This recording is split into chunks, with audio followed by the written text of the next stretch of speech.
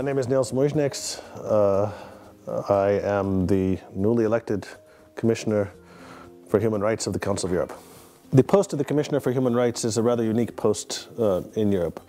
There's only one commissioner in the Council of Europe. The Council of Europe is 47 countries, all of the EU countries plus Russia, Turkey, the Caucasus, Southern Balkans. There's a European Court of Human Rights. There are a number of other human rights monitoring mechanisms, but the Commissioner has the most prominent voice in human rights in the Council of Europe because it's supposed to be a high-level personality who can talk with ministers, who can talk with politicians, but who can talk also with human rights activists and provide expert advice and assistance to governments, to national human rights bodies, paying special attention to human rights defenders, and acting completely independently, engaging in situations if they so require his attention, but taking an equal approach to all 47 member states of the Council of Europe. Latvia changed a lot in the 90s in order to join the Council of Europe and the European Union and NATO. And some of that change happened very, very quickly. And it was kind of pushed upon Latvia. Latvia had set these goals to enter these organizations very quickly. And it was hard to bring the elite was ready to go ahead, but it was hard to bring the population. Value change happens more slowly. So, I mean, the major changes which I was involved in is there was a liberalization of citizenship legislation. There was kind of liberalization of language legislation. You did have independent constitutional courts set up and an ombudsman's office and various other institutions, and all legislation concerning NGOs went through a huge transformation. Kind of anti-discrimination as a principle was kind of strengthened throughout the legal system. And I think people's thinking changed as well. So, well, there were huge changes. Most of them happened before we joined, especially the EU. And some of them happened as a result of joining the Council of Europe as well, through various cases that have gone through the European Court of Human Rights and then have an impact on Latvian legislation or legal practice. But also kind of the understanding that some of the old Soviet practices were dangerous in terms of human rights. You know, practices of institutionalizing people in homes far away from the public, that this is not the best way to deal with old people or sick people or children, that there are other ways that are far more effective and humane. Well, these issues are very, very politicized in Latvia, issues related to minorities and citizenship and language. And they're very controversial, they're very sensitive, because Latvia had a very untypical situation because of the vast demographic change that Latvia experienced during the Soviet years. And the fact that you had a post-imperial minority whose status was changing and was dissatisfied with this change in status. And in some areas, Latvia was pretty restrictive in terms of its policy, but in other areas, it was very, very liberal. For example, the area where it was most liberal, I think, was in terms of education policy, where not only government policy, but local governments and the population at large accepts education in various minority languages at basic, you know, at the elementary level all the way up through high school.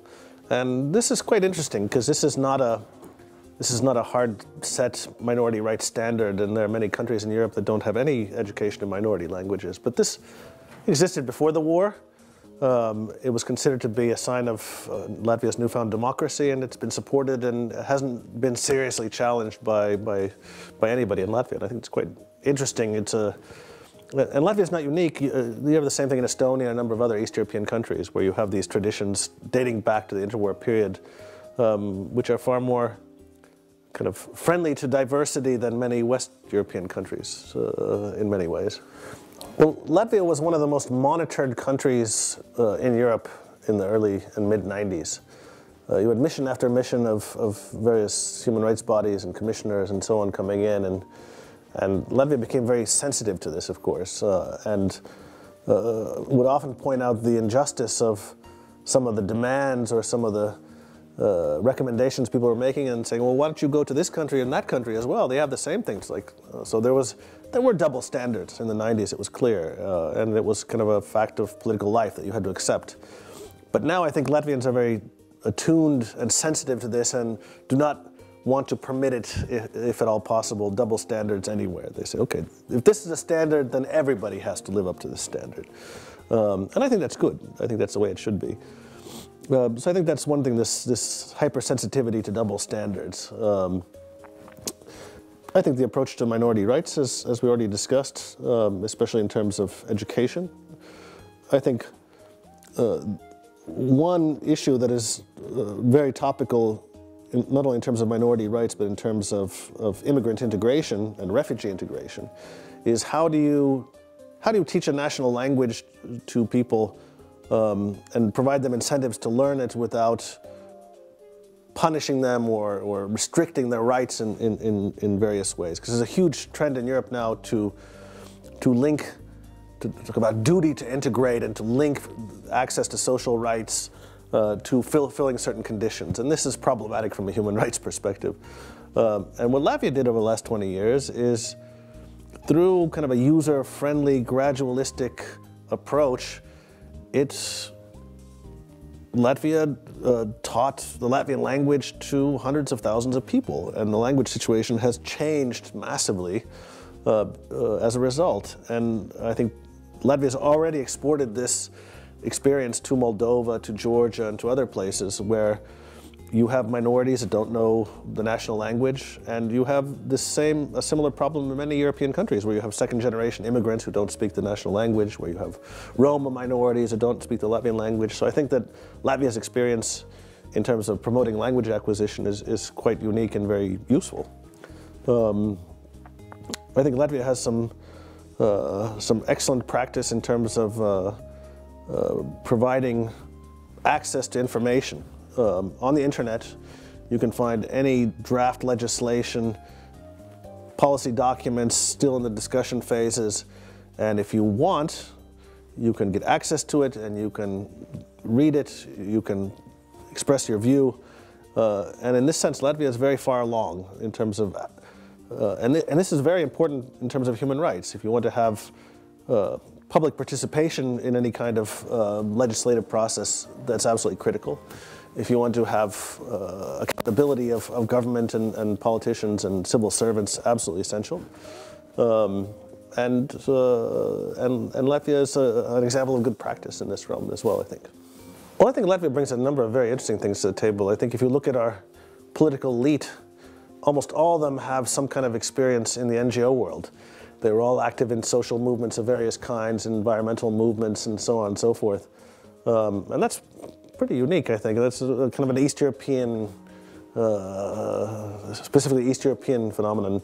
One thing where we stand out is our greenness. I think we were just rated #2 in the world in one of these environmental indices. And I think there is everybody has one foot in nature in Latvia, and I think this is quite admirable and quite unique, and it's one of Latvia's selling points, I think, is that we all have this link to the countryside, to nature, and we care about it, and so I think that's another important thing. I think also the fact that, like many of our regional cohorts, since we recently reestablished democracy, we value it more highly. We know what it's like to lose it. We know what it's like when you don't have these freedoms. So I think that we value them. We don't take them for granted. And we feel deeper empathy and solidarity for those who do not have the freedoms that we have, especially those in the post-Soviet space in the region. And so I think that is something that we can share with others and contribute to European debates on with our unique perspective.